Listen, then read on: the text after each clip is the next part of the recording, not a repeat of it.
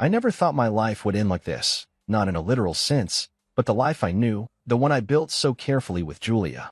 I always pictured us growing old together, gray hair and aching bones, laughing over coffee in a sunlit kitchen. I never saw this bitter end coming. And yet, as I lay half-curled on our leather sofa, and four-pole rattling gently next to me, it was all so goddamn clear. Julia didn't love me anymore. The first signs were subtle. Or maybe I just chose to be blind. When the diagnosis came, a neatly folded slip of paper that said Stage 2 lymphoma, she held my hand. She even cried. For a while, she was there, dutiful Julia, hovering at hospital bedsides, nodding solemnly at doctors' words she didn't really understand. But then, she started slipping away. At first, it was late work nights. Then it was her phone, always face down. A thin layer of tension between us every time I reached for her hand. The sex, once warm, playful, intoxicating, dried up entirely. I would still feel flashes of desire when I caught the curve of her hips changing into pajamas, but she recoiled from my touch like a guilty woman. It hurt worse than the chemo. One night, after another brutal round of treatment, I found her sitting at the kitchen island, sipping wine and staring at her phone. I managed to drag my body to her, desperate just to be near her, to smell her skin, to remember for one damn second what it felt like to be loved. "Jules," I said, my voice a croak, "maybe we could sit together? Watch something? I miss you." Her lips twitched, not quite a smile, more like a grimace. She set the wine glass down too hard, the clink of it sharp in the heavy silence. "I don't think that's a good idea," she said. Her voice was cold, mechanical. "What's that supposed to mean?" She finally looked at me then, and for the first time, I realized her eyes weren't just distant, they were dead to me. Like I was a burden she could no longer tolerate. Like every second she spent in my presence was draining her soul dry. "I'm leaving, Ryan," she said, each word a hammer blow. "I can't do this anymore." The world spun sideways. I clutched the counter just to stay upright. "You're what?" My voice cracked, weak and disbelieving. She sighed, long and theatrical, like she was exhausted from having to explain. "I met someone. Derek. From work." I knew the name. Derek Whitmore.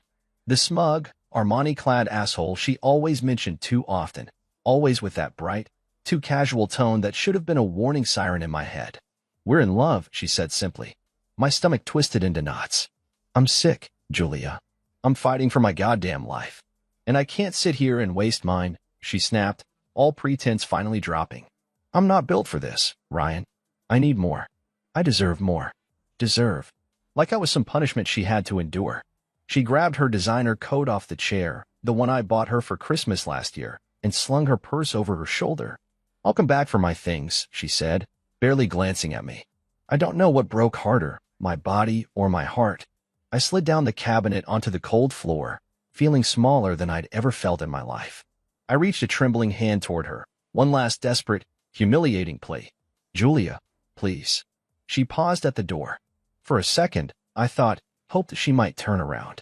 That some flicker of love might remain. But she just gave a little shake of her head, as if she were disappointed in me. Then she was gone. The door clicked shut, and with it, the last shred of my old life sealed itself off. I stayed on the floor for hours. Night fell, casting long shadows across the living room. The chemo fog pressed against my skull like a vice. Every bone ached, but none of it compared to the cavernous ache in my chest. At some point, I must have blacked out because when I woke, the house was darker, colder, lonelier. Her scent still hung in the air, subtle, floral, maddening. I buried my face in the sleeve of her abandoned sweater, inhaling like a man starved for oxygen. And with it came the memories, her giggles in the morning light, the way she used to straddle my lap and kiss me senseless, the breathless way she once whispered, "I love you so much it scares me."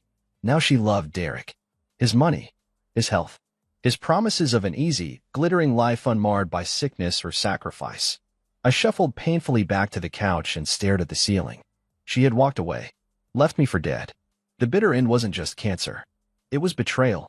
It was realizing the woman I once worshipped at the altar of our marriage had already buried me long before the disease had a chance to. And for the first time since the day I heard the word cancer, I didn't cry. I burned. It had been 3 days since Julia left. 3 days of silence, of chemo haze, of staring blankly at the walls of a house that felt more like a tomb than a home. The fridge buzzed. The heater clicked on. Otherwise, the only sound was the sick, fragile rhythm of my own breathing. I didn't answer calls from the hospital. I ignored texts from old friends.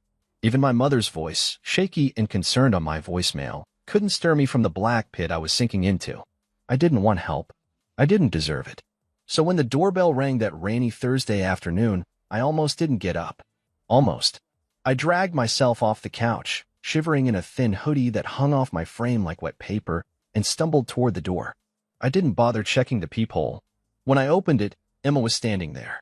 Julia's little sister. She was wearing a simple denim jacket over a white sweater, her brown hair pulled back in a loose, rain-damp ponytail. Her green eyes, those familiar, devastating eyes, met mine with something so raw and vulnerable that my throat locked up. "Hey," she said softly, her voice catching in the cold air. I opened my mouth, but nothing came out. Just a miserable, croaked breath. She didn't wait for an invitation. She stepped inside, shutting the door gently behind her, and wrapped her arms around me. I stood there, stiff and unresponsive, as her warmth pressed against me. I could smell her shampoo, lavender, and honey. Her body was soft against my brittle frame, and God help me, some small part of me wanted to collapse into her completely. Instead, I pulled away, embarrassed by the sudden flare of heat in my stomach. "What are you doing here?" I rasped. Emma shrugged, shoving her hands into her jacket pockets. "Julia told Mom about leaving you." I winced, the shame curling my spine. "Mom's pissed," Emma said, a flicker of anger sparking across her delicate face. "She called me. I couldn't sit there. I had to see you." I shook my head weakly. "You shouldn't be here. This isn't your mess." Emma's laugh was short and bitter. "Ryan, your family. Screw Julia and her bullshit." The way she said it, fierce, protective, hit me harder than I expected. For a second, I almost believed it. She shrugged off her jacket, revealing the soft curve of her body beneath the sweater, and wandered into the kitchen like she still lived here. Like she belonged. "You eaten anything?" she called over her shoulder. I hesitated. "Coffee," I mumbled. "Coffee doesn't count." She rummaged through the fridge, pulling out eggs, bread, cheese. Moving around the kitchen with easy, familiar grace. It felt wrong, having someone here, seeing the ghost of the life I had just lost, but it also felt bearable. Barely. I watched from the doorway, arms crossed over my chest for warmth, as she cracked eggs into a bowl and whisked them with practiced hands. Her jeans hugged the subtle curve of her hips, and I hated myself for noticing. For feeling the slightest pulse of one after everything that had happened. While the eggs cooked, she turned and leaned against the counter, studying me. "You look like shit," she said bluntly. "Thanks. I mean it. You're scaring me, Ryan." I looked away. Shame boiled under my skin. "I don't need saving," I muttered. "Good," she said, with a little smile. "Because I'm not here to save you. I'm just here because I care." She plated the scrambled eggs and toast, setting it on the table. I didn't move at first. Just stared at the food like it was some alien offering. "Eat," she said, gently but firmly. I sat, ate slowly, mechanically, while she poured us both cups of coffee and sat across from me. For a long time, we didn't speak. The rain battered against the windows. Somewhere down the street, a dog barked mournfully. The smell of coffee, eggs, and wet earth filled the air. Finally, Emma spoke. "She's an idiot, you know," she said quietly. "Julia, walking away from you like this." My hand tightened around the mug. I forced a laugh. "She's happy now. With Derek and his six-figure smile." Emma leaned forward, her eyes burning into mine. "She doesn't know what love is, Ryan. Not the kind that matters." I looked up sharply, surprised by the vehemence in her voice. "I do," she said, her cheeks flushing slightly. The air between us thickened, humming with something neither of us dared name. Something dangerous. Something tempting. I swallowed hard, breaking the gaze first. "I can't," I said hoarsely. "Not now." "I know," she said, her voice trembling just a little. I'm not asking for anything." She reached across the table, resting her hand lightly over mine. Warm. Steady. Alive. For the first time in days, something inside me cracked, not from pain, but from the unbearable tenderness of being seen. Of being wanted without condition. We sat there, our fingers brushing, 1,000 unspoken words swirling between us. When Emma finally stood to leave, she hesitated in the doorway. "I'll come back tomorrow," she said, smiling shyly. "If you want." I nodded, the words stuck in my throat but clear in my eyes. She smiled wider, relief softening her features. "Okay. Tomorrow." And then she was gone, the door clicking softly behind her, leaving a faint trail of lavender and honey in the empty house. But somehow, it didn't feel quite so empty anymore. Emma kept coming back. At first, she only stayed for an hour or two. She'd bring groceries, make me eat, clean the dishes while humming soft songs under her breath. Then the visit stretched longer, an afternoon here, a full evening there. Before I even realized it, her toothbrush was resting next to mine in the bathroom, her sweater draped over the back of the living room chair. The house, once a graveyard of broken dreams, started breathing again. Because of her. It wasn't just her kindness. It was the way she laughed, unfiltered and easy, the way she listened without rushing to fill the silence. The way she made me feel like I was still a man, not a project, not a cancer patient. I found myself looking forward to the sound of her knocking, to the way her perfume lingered in the air. I found myself wanting things I hadn't dared want since Julia left. Like the way her jeans clung to her legs when she knelt to grab a pan from the cupboard. Like the way her sweater would slip off one shoulder, revealing smooth, flushed skin. Like the way she smiled at me, genuine, warm, a little nervous sometimes, like she didn't know how beautiful she really was. There were moments, sharp and painful, when I caught her watching me too. Not with pity, with longing. It scared me. It thrilled me. It saved me. 2 weeks after Julia walked out, I got the call I hadn't dared hope for. Remission. The doctor's voice crackled over the line, cautious but optimistic. We're not out of the woods, Ryan. But your latest tests look good. Very good. When I hung up, I just sat there, staring at the wall. Alive. I was still alive. But it didn't feel real until I heard Emma's car pull into the driveway. I opened the door before she could even knock. One look at my face and she knew. She dropped her bag on the porch, rushing forward. Ryan. I couldn't speak. I just nodded, and in an instant, she was in my arms, laughing and crying at the same time. I buried my face in her hair, breathing her in, feeling the solid heat of her body pressed to mine. She pulled back slightly, cupping my face in both hands. You did it, she whispered, her thumb brushing the edge of my jaw. You fought. You won. Not alone, I said roughly, my voice shaking. You were with me. Every damn step. Her eyes shimmered with tears. She opened her mouth like she wanted to say something, but the words tangled on her tongue. Instead, she kissed me. It wasn't frantic. It wasn't desperate. It was soft, almost tentative, like a question. I froze for half a second, stunned by the feel of her mouth against mine. Then instinct, pure and raw, took over. I kissed her back. Her lips parted with a shaky gasp, and I slid one hand into her hair, the other gripping her waist. She tasted like coffee and cinnamon and hope. Her body melted into mine, soft curves pressing against the hard lines of my frame. It wasn't a kiss of pity. It wasn't about filling a void. It was real. She broke away first, breathing hard, her forehead resting against mine. I'm sorry, she whispered. I know it's too soon. I shouldn't have. I silenced her with another kiss. Longer this time. Deeper. When we finally pulled apart, she looked at me with wide, searching eyes. I'm scared, she admitted.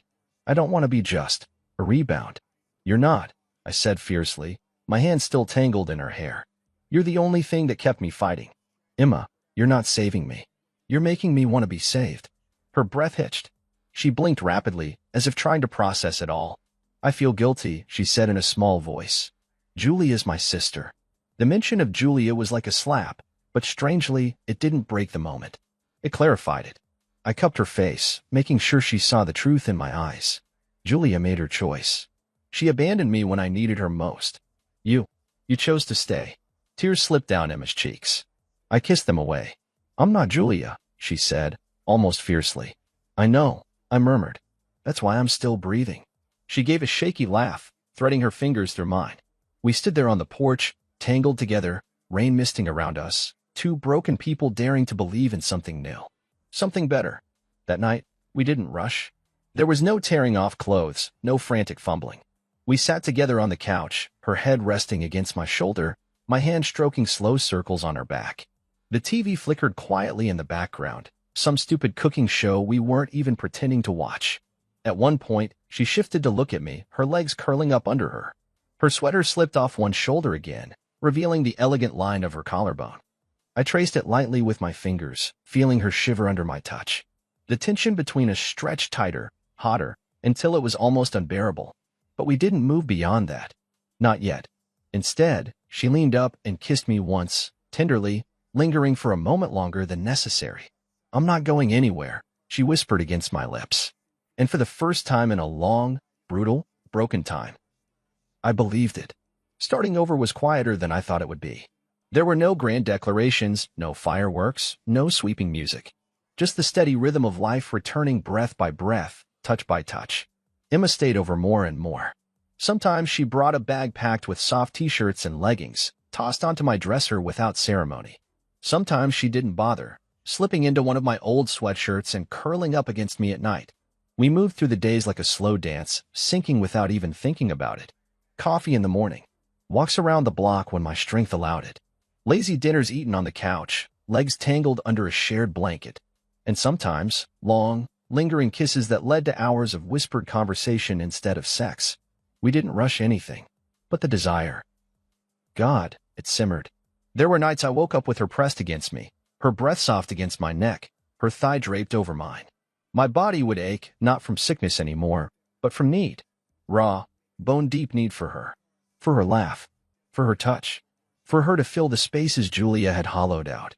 Emma was light in warmth and second chances, all wrapped up in a woman who somehow didn't know how incredible she was. And I was falling for her. Hard. As my health improved, so did my energy. I started sketching again plans, ideas, something I hadn't done in months. I'd always wanted to open my own small design firm, build custom woodwork and furniture. Julia used to laugh it off as a pipe dream, telling me to stick with my corporate job for the security. Emma didn't laugh. She found my old sketchbooks one evening and sat cross-legged on the living room floor, flipping through them with wide, admiring eyes. Ryan, she said, holding up a design for a handmade dining table. These are beautiful. I shrugged, embarrassed. It's just something I used to mess around with. She frowned, setting the sketchbook down, crawled toward me on her knees, her sweater slipping dangerously low on her shoulders. Her voice dropped, low and firm. Don't ever say that again. You're not just surviving. You're meant for more. I swallowed hard, because the way she looked at me, like I was worthy, knocked the air right out of my chest. Within a month, with her encouragement, I had a name, a logo, a website, and a first commission, a custom coffee table for one of Emma's friends. It wasn't much. It was everything. Emma moved in officially 2 weeks later, carrying a single battered suitcase and a trembling smile. I don't have much, she said, laughing awkwardly. Sorry if it feels like I'm invading. I kissed her before she could say anything else, lifting her off her feet as she squealed and wrapped her arms around my neck. You're not invading, I whispered against her skin. You're saving me. She pressed her forehead against mine. We're saving each other. It felt inevitable that Julia would find out. She couldn't stay away from the drama. Not for long. The first text came on a Tuesday night, when Emma and I were lying on the couch, watching a storm roll in through the windows. Julia, we need to talk. I didn't reply. The second text, 2 minutes later. Julia, you and Emma? Seriously? Emma saw the flicker of the screen. She tensed but said nothing, her fingers curling tighter around mine. I turned the phone off. 2 days later, she showed up at the house. Emma and I were sanding wood in the garage, laughing over some dumb inside joke, when the front door slammed hard enough to shake the windows. I knew it was her before I even saw her. Julia stormed into the garage, looking every inch the woman I used to love, perfect makeup, expensive heels, icy blue glare that could cut glass. What the hell is this? She snapped, waving a manicured hand at us like we were some distasteful art installation. Emma straightened, dusting sawdust off her jeans, her expression unreadable. I stayed seated on the workbench, calm, steady. This, I said coolly, is my life now. Julia's mouth twisted. With my sister? Emma took a slow step forward, her voice deceptively gentle. I'm not your property, Julia. Neither is Ryan. Julia scoffed. You're pathetic. Both of you. Emma smiled then, sweet and cutting all at once. Better to be pathetic and loyal than selfish and cold. The words hit like a slap. Julia's face flushed deep red. Her hands shook at her sides. You're just using him, she hissed at Emma. You feel sorry for him, that's all. Emma didn't flinch, didn't blink. I love him, she said simply. And just like that, the air shifted. The storm broke. Julia's shoulders sagged. For the first time, I saw something real flicker across her face, not anger, not cruelty. Something closer to regret. But it was too late. You made your choice, I said quietly. Now live with it. Julia stared at me for a long, heavy moment. Then, without another word, she turned on her heel and walked out. The garage door slammed behind her with a satisfying finality. Emma sagged slightly, releasing a breath she hadn't realized she was holding. I crossed the space between us, pulling her into my arms. She buried her face against my chest, trembling. "You didn't have to do that," I murmured, stroking her hair. "Yes, I did," she whispered fiercely. "I'm not letting anyone ruin this. Not her. Not anyone." I kissed her hairline, her temple, her mouth. And right there, surrounded by the scent of sawdust and rain and possibility, I realized something. We weren't just surviving anymore. We were living. The ring haunted me. It was tucked away in the back of my closet, inside a small black box that I hadn't touched since Julia left. Every night when Emma and I curled up together, when I pressed kisses against her bare shoulder and whispered how lucky I felt, I thought about it. The diamond. The promise. The lie. It wasn't the stone itself that poisoned my thoughts. It was what it represented. The broken vow. The future Julia and I had dreamed of. A future that crumbled under the weight of betrayal. And now, every time I thought about proposing to Emma, God, it scared me how often the thought flashed across my mind. I thought about that ring. I couldn't imagine slipping it onto her finger. It felt tainted, like trying to build something sacred on the ashes of something rotten. And yet, one cold Saturday morning, after Emma left to meet a friend for brunch, I found myself sitting cross-legged on the floor of our bedroom, the little black box in my hand. It was heavier than I remembered. I opened it. The diamond winked at me, mocking, brilliant, beautiful. It should have made me sick to my stomach. Instead, all I felt was a hollow ache. The house was silent except for the steady ticking of the clock. I sat there for a long time, staring, weighing the past against the future.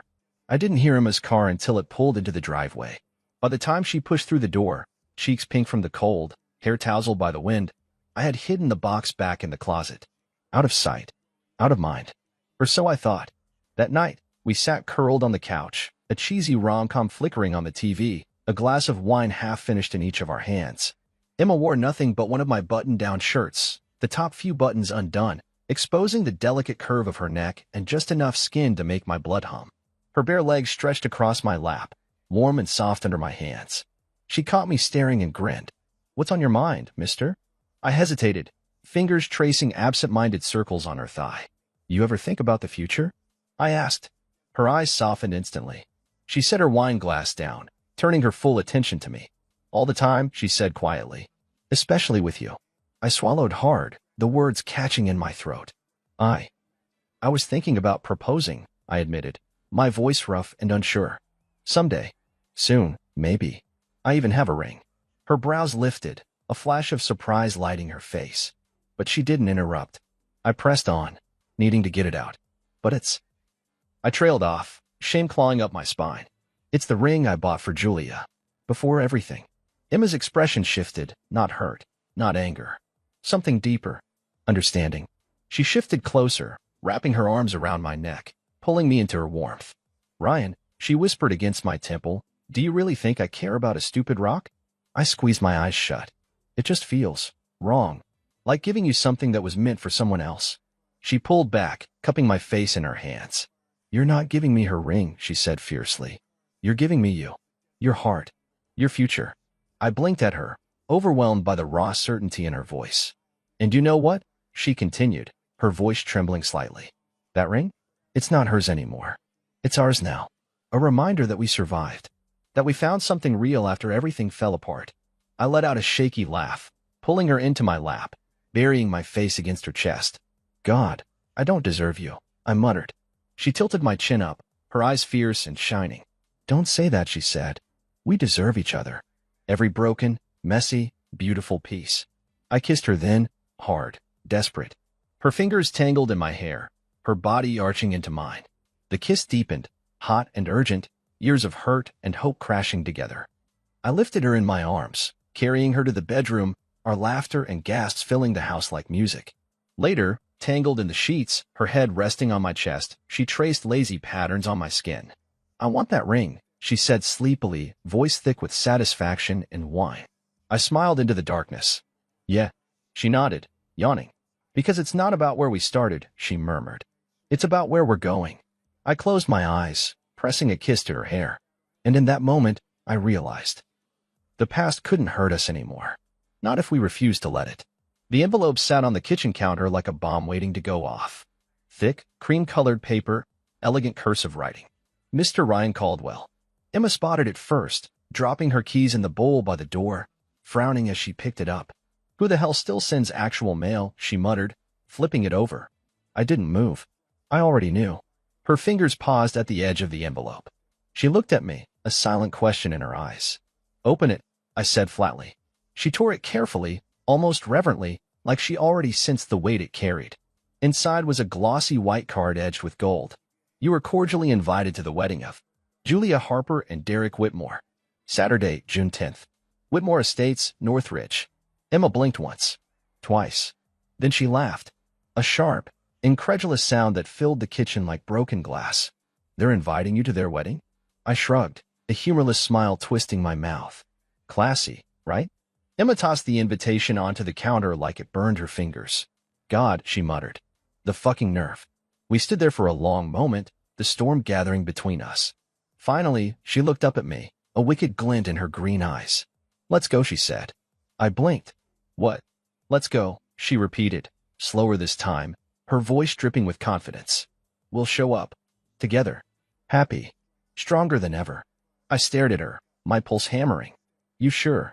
She grinned, the kind of grin that made my heart stutter in my chest. Ryan, we have nothing to hide. Let's remind them exactly what they threw away. Her defiance was like oxygen in my lungs. I crossed the room in 2 strides and grabbed her face, kissing her hard, tasting the fire on her lips. She kissed me back with a growl, threading her fingers into my hair, tugging until my knees almost buckled. When we finally broke apart, breathless, she rested her forehead against mine. I want them to see exactly what they lost, she whispered. I want them to choke on it. I laughed, God. It felt good to laugh, and kissed her again, softer this time.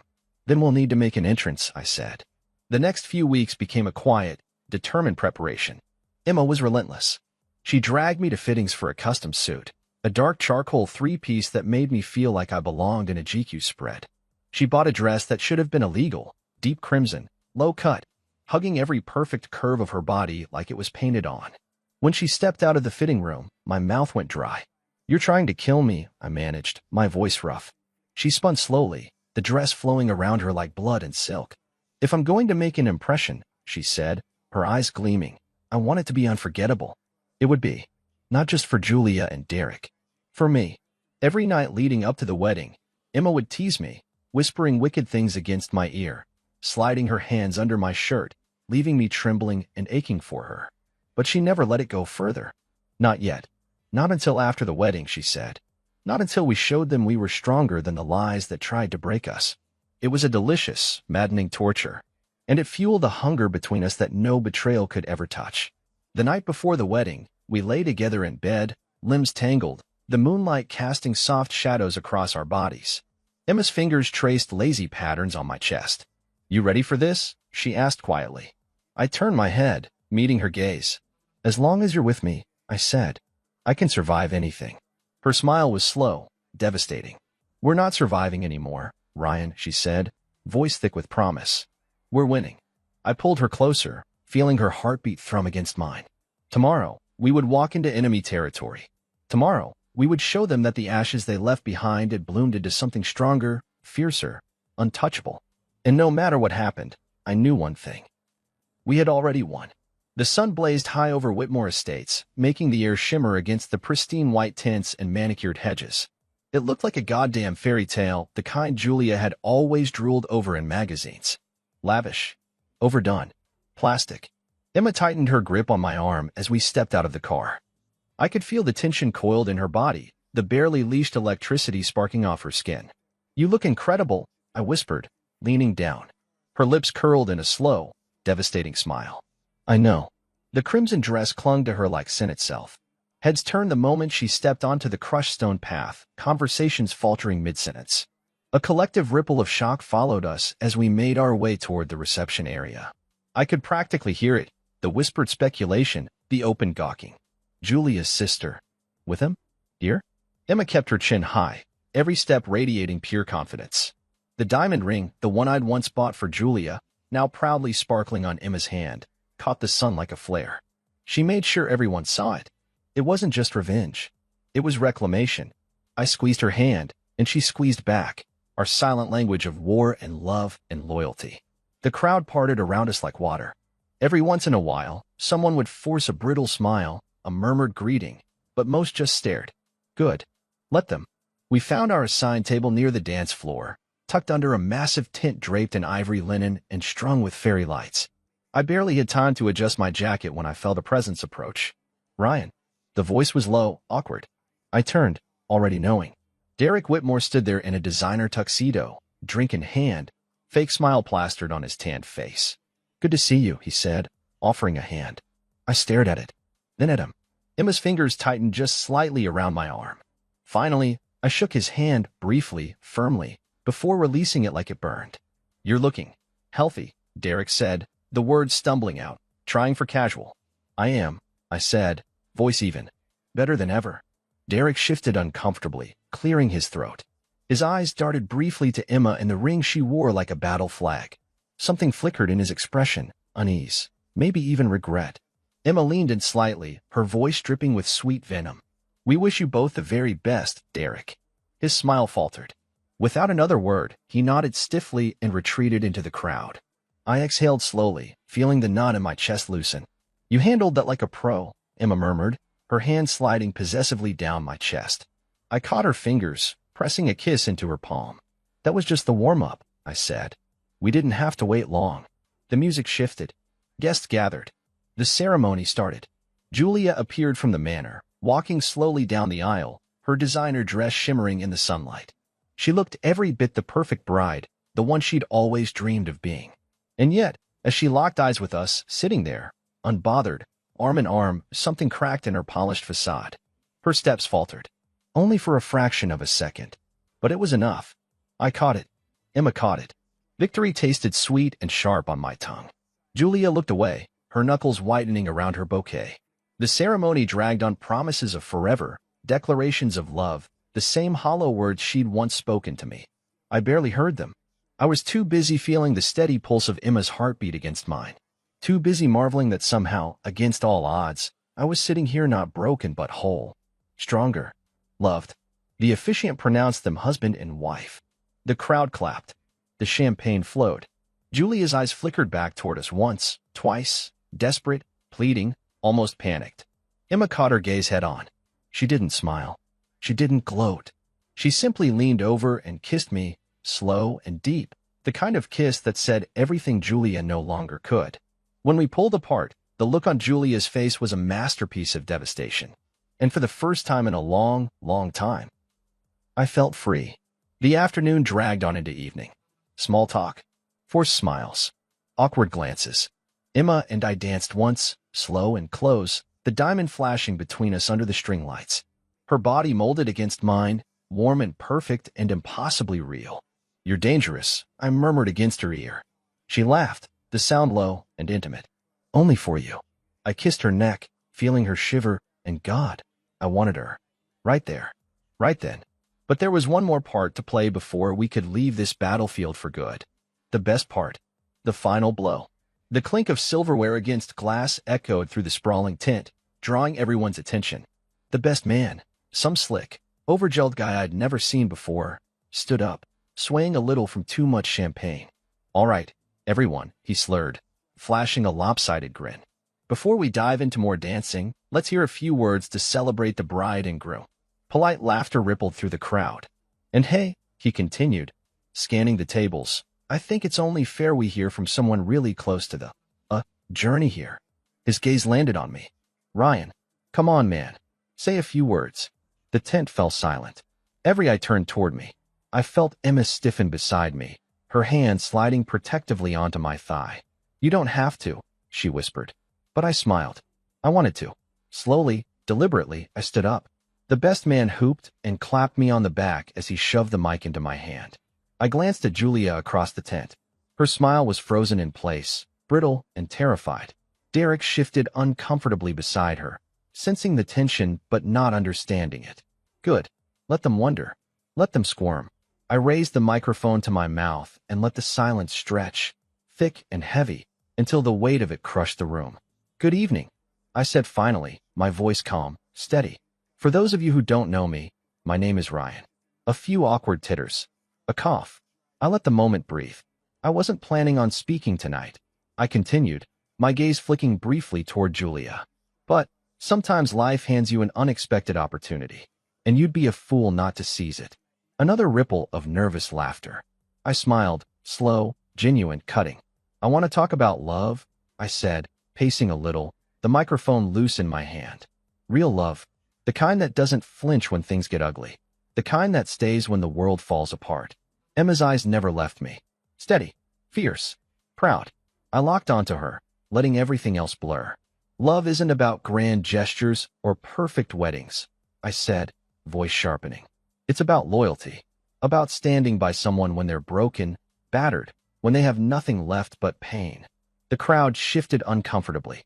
Julia's face drained of color. I kept going. Love isn't convenient, I said, softer now. It's not something you trade in when it stops being easy. It's forged in suffering, tempered by sacrifice. My heart hammered against my ribs, but my voice stayed even, unshakable. I know this, I said, smiling genuinely now, because I've lived it. I've lost. I've been betrayed. And somehow, through all that darkness, I found something real. I turned, lifting Emma's hand, kissing the diamond ring that now sparkled there. Real gasps from the crowd now. Whispering. The realization settling like a bomb. I looked back at Julia only once, catching the tears shimmering in her wide, stricken eyes. To the bride and groom, I finished, raising my glass. May you find the kind of love that doesn't run when it's hard. The kind of love that's worth fighting for. I drank. The tent erupted into applause. Polite, confused, uncomfortable. Julia sat frozen, her glass trembling in her hand, blinking furiously against the onslaught of emotions. Derek murmured something to her, but she barely heard him. I handed the mic back to the best man without a word and returned to Emma, who rose to meet me, pride burning in her gaze. She cupped my jaw, pulling me down into a kiss that wasn't just victory. It was defiance. It was survival. It was ours. And the best part? There wasn't a damn thing Julia could do about it. We didn't stay much longer. We slipped out just after sunset, leaving behind the music, the fake smiles, the expensive lies. In the parking lot, under the soft hum of string lights, Emma pressed me back against the car, her mouth hot and demanding against mine. You were perfect, she breathed, tugging at my jacket. I slid my hands up her thighs, gripping her hips, grounding myself in her. So were you? I rasped. We kissed like teenagers, messy and hungry and half-drunk on adrenaline and triumph. When we finally pulled apart, breathing hard, she pressed her forehead to mine. Let's go home, she whispered. I smiled, heart thundering. Yeah, I said. Let's go home. And this time, it wasn't an escape. It was a beginning. We almost made it to the car. Almost. The sound of hurried footsteps on gravel stopped us cold. Emma stiffened beside me instantly, sensing what I already knew. Ryan, wait. Julia's voice, strained, cracked, desperate, sliced through the heavy night air. I turned, slowly, keeping Emma close to my side. Julia was barefoot now, heels dangling uselessly from her hand, her wedding gown hiked up in a messy fist. Her makeup was smeared, her hair slipping from its pins, looking less like a glowing bride and more like a ghost staggering through the ruins of her own disaster. Please, she gasped, coming to a stop a few feet away, her chest heaving. Just give me a second. Emma's nails dug lightly into my forearm, but she said nothing, standing tall, proud. I glanced down at her, silently asking. She nodded once, the message clear. Handle this. End this. I kissed her forehead, gentle and quick, before stepping forward to meet Julia halfway. Away from Emma. Away from the new life I was fighting so hard to protect. For a long moment, we just stood there, breathing. Julia looked wrecked, and it hit me harder than I expected. Not pity, not love. Just the cold, hard realization that whatever string had once tied us together was now broken beyond repair. I didn't know, she whispered finally, voice shaking. I didn't know it would feel like this. I said nothing. You were supposed to fall apart, she said, tears slipping free now. You were supposed to be miserable without me. I thought I would move on, and you'd still be waiting. Her words spilled out like blood from a wound she didn't know how to close. But you didn't wait, she choked. You found someone, and she loves you in a way I never. She broke off, pressing a trembling hand to her mouth. I stared at her, feeling nothing but a hollow ache where anger used to live. You didn't just leave, I said quietly. You abandoned me when I needed you the most. You chose Derek. You chose yourself. Julia flinched like I'd slapped her. I was scared, she cried. I didn't know how to handle. Handle what? I cut in, my voice low and sharp. The fact that life stopped being easy? That you couldn't play the perfect wife anymore? Tears streamed freely down her face now, black streaks cutting through the careful mask she'd worn all day. I made a mistake, she whispered, reaching out toward me. Ryan, please. Maybe we can. I stepped back. Her hand hung there, suspended in the air between us, pathetic and trembling. There's no going back, I said. You made sure of that. She sobbed, her body folding in on itself. And still, I felt no satisfaction, no revenge, only a deep, resounding sadness for the people we used to be. You didn't just lose me, I said, gentler now. You lost the man who would have carried you through anything. You lost the life we built. You lost the kind of love you only find once. Julia crumpled to her knees, the skirt of her wedding dress pooling around her like a shroud. I watched her cry for a moment. Then I turned away. Emma was waiting, just where I left her. Her eyes were shining with unshed tears, but not from sadness. From pride. I didn't say a word as I closed the distance between us, taking her face in my hands and kissing her, slow and deep. The kind of kiss that said, you're my future, you're my peace, you're my home. When we pulled apart, she touched my cheek softly. You okay? She whispered. I nodded. Yeah, I said. For the first time in a long time, I really am. We got into the car, hand in hand, and didn't look back. Not once. Later that night, as we lay tangled together under clean, warm sheets, Emma traced the scar at my collarbone with her fingertip. You know she's going to regret it for the rest of her life, she said softly. I closed my eyes, feeling the truth settle deep inside me. Good, I murmured, pulling her closer. Let her. I pressed my lips to her temple, breathing her in.